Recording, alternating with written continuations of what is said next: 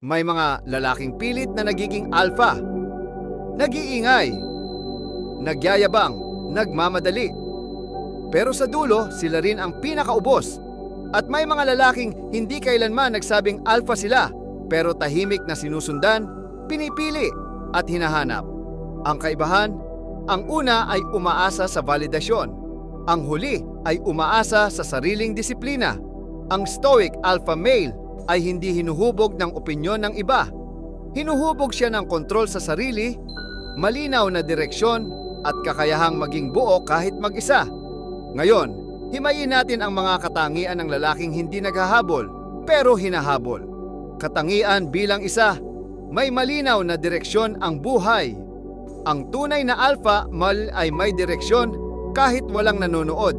May malinaw siyang pangarap at sistema kung paano niya dadalhin ang sarili niya doon. Hindi siya gumigising para maghintay ng mensahe. Gumigising siya para umusad. Sa pag-ibig, hindi siya nawawala sa landas dahil lang may dumating na babae. Kapag pinasok niya ang relasyon, hindi ito para punan ang kakulangan, kundi para ibahagi ang buo niyang buhay. Dahil dito, ang babae ay hindi nagiging sentro ng mundo niya, kundi bahagi lamang ng mas malawak na plano. At ang lalaking may pinupuntahan ay laging kaakit-akit dahil ramdam mong hindi siya nawawala. Katangian bilang dalawa, hindi desperado sa atensyon. Hindi siya gutom sa reply, hindi nagbibilang ng oras, at hindi nagiging anxious kapag hindi agad pinapansin. Alam niya ang halaga niya kahit walang nagsasabi.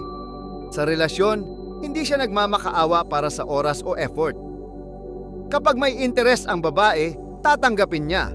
Kapag wala, magpapatuloy siya. Ang kawalan ng desperation ay naglalabas ng tahimik na kumpiyansa. At ang kumpiyansang ito ang naglalagay sa kanya sa posisyon ng pagpili, hindi paghahabol. Katangian bilang tatlo, may kontrol sa emosyon. Ang alpha male ay hindi malamig, siya ay disiplinado. May emosyon siya pero hindi siya pinamumunuan nito. Kapag nasaktan, hindi siya nagiging marahas sa salita. Kapag nagselos, hindi siya nagiging paranoid. Sa relasyon, ito ang lalaking kayang harapin ang problema nang hindi nagiging drama. Ang emosyonal na kontrol ay nagbibigay ng sense of safety sa babae. Dahil alam niyang ang lalaking ito ay hindi basta-basta guguho kapag may pagsubok. Katangian bilang apat, may matibay na boundaries. Alam niya kung saan siya nagtatapos at kung saan nagsisimula ang ibang tao. Kapag may disrespect, hindi siya nagpapaliwanag ng paulit-ulit. Hindi rin siya natatakot maglakad palayo kapag nilabag ang prinsipyo niya. Sa pag-ibig, malinaw ang boundaries niya, hindi para mangontrol, kundi para protektahan ang sarili. Ang lalaking may boundaries ay lalaking may dignidad, at ang dignidad ay automatikong nagbubunga ng respeto. Katangian bilang 5, hindi takot mawalan. Ito ang ugat ng tunay na lakas. Ang lalaking hindi takot mawalan ay hindi nagiging alipin ng takot. Sa relasyon, hindi siya natitinag ng silent treatment, manipulation o banta ng pag-alis. Alam niyang mas mahalaga ang sarili kaysa sa anumang relasyon. At dahil dito, siya ang may hawak ng sarili niyang buhay. Paradoxically, ang lalaking handang mawalan ang siyang pinaka-mahirap iwan. Katangian bilang 6, tahimik, pero may presence. Hindi siya kailangang magsalita ng marami para mapansin. Ang kilos niya ay kalmado, ang postura niya ay matatag, at ang mga salita niya ay may bigat. Sa relasyon, hindi siya over-explaining. Kapag nagsalita siya, malinaw. Kapag tumahimik siya, may dahilan. Ang ganitong presensya ay nagbibigay ng sense of authority at maturity, bagay na natural na hinahanap ng babae sa isang lalaking pagkakatiwalaan. Katangian bilang 7, hindi pinipilit ang connection. Hindi siya nagmamadali magmahal at hindi rin siya natatakot umatras. Kapag hindi tugma, marunong siyang tumigil. Sa relasyon, hindi siya nag-aaksaya ng oras sa pilit na effort. Alam niyang ang tunay na koneksyon ay hindi hinahabol. Ito ay nararamdaman. Ang kakayahang umatras ay tanda ng mataas na self-respect at emotional intelligence. Katangian bilang 8, may sariling buhay at interes. May mundo siya sa labas ng relasyon. May passion, kaibigan at oras mag-isa. Hindi siya nakadepende sa babae para sumaya. Sa pag-ibig, ito ang lalaking hindi nakakasakal. Dahil buo na siya, ang relasyon ay nagiging dagdag, hindi sentro.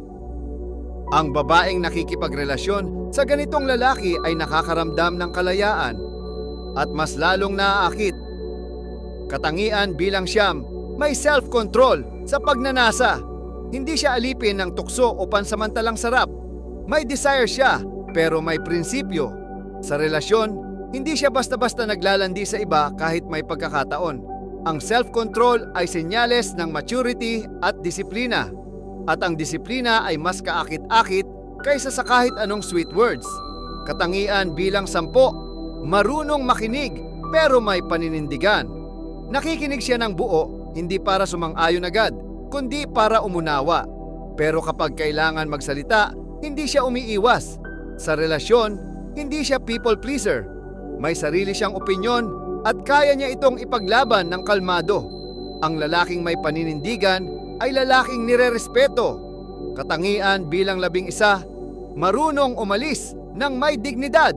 Kapag hindi na tama, hindi siya nagiging mapanira. Tahimik siyang umaalis at pinipili ang kapayapaan kaysa drama. Sa relasyon, ito ang lalaking hindi nagtatatagal sa relasyong winawasak ang sarili niya. Ang dignidad sa pag-alis ay mas malakas kaysa kahit anong paghihiganti. Katangian bilang 12, selective at may standards. Hindi lahat may access sa oras at emosyon niya. Pinipili niya kung sino ang papasukin sa buhay niya. Sa pag-ibig, hindi siya basta-basta nahuhumaling. Kapag pinili ka niya, ramdam mo ang lalim. Ang pagiging mapili ay hindi kayabangan. Ito ay malinaw na kaalaman sa sariling halaga. Ang pagiging alpha ay hindi isang imahe na isinasuot. Hindi ito boses na mas malakas sa iba. Hindi ito tapang na ipinagmamalaki. Ito ay katahimikan na hindi mo kailangang ipaliwanag. Ito ang uri ng lakas na naroon kahit walang pumapalakpak. Ang uri ng disiplina na pinipili mo kahit walang nakakakita. At ang uri ng pagkalalaki na hindi nababasag kahit mawalan ka ng tao. Relasyon o pansamantalang kasiyahan. Kapag kontrolado mo ang sarili mo, walang sino man ang kayang kontrolin ka. Kapag malinaw ang direksyon mo, hindi ka naliligaw kahit may dumating o umalis. Kapag buo ka sa sarili mo, hindi ka nagmamakaawa para mahalin. At dito, nagbabago ang lahat. Hindi dahil may ginawa kang espesyal para sa babae, kundi dahil tumigil ka sa paghabol at nagsimulang bumuo ng sarili. Sa puntong iyon, ang respeto ay kusang dumarating, ang atensyon ay kusang sumusunod, at ang mga taong dati mong hinahabol, sila na ang napapaisip kung bakit hindi ka na nila mahabol. Tandaan mo ito, ang tunay na alpha ay hindi naghahanap ng approval. Hindi siya umaasa sa emosyon ng iba at hindi siya natatakot mag-isa. Dahil alam niya, ang lalaking may self-respect, self-control at malinaw na prinsipyo ay lalaking hindi kailanman nawawala. At kapag dumating ang tamang babae, hindi mo siya hahabulin, hindi mo siya pipilitin, hindi mo siya sasakalin ng pangangailangan. Pipiliin mo siya mula sa isang pusong buo, mula sa isip na tahimik at mula sa lalaking alam ang sariling halaga. Iyon ang tunay na lakas. Iyon ang stoic masculinity. At iyon ang lalaking hindi nalilimutan. Ang tunay na lakas ng isang lalaki ay hindi nasusukat sa kung sino ang kanyang nahahabol o kung sino ang palaging naroroon sa kanyang paligid. Ang lalaking may kontrol sa sarili, na malinaw ang prinsipyo at buo sa sariling halaga, ay hindi kailanman nagiging alipin ng emosyon o pangangailangan ng iba. Kapag natutunan mong unahin ang sarili mo, ang iyong respeto, disiplina at prinsipyo, makikita mo na ang mundo ay kusang nag-a-adjust sa iyong presensya. Hindi mo kailangang humabol, hindi mo kailangang manghingi ng approval, at hindi mo kailangang pilitin ng sinuman na manatili sa iyo. Sa halip, kapag buo ka sa sarili mo at tahimik ang iyong paninindigan, ang tamang tao ang tamang pagkakataon, at ang tunay na respeto ay natural na dumarating. Ang pinakamahalagang aral, ang kontrol sa isip at puso mo ang tunay na kapangyarihan At kapag hawak mo ito, wala nang sino man o anumang sitwasyon ang kayang pabagsakin ka. Dito nagsisimula ang tunay na kalayaan.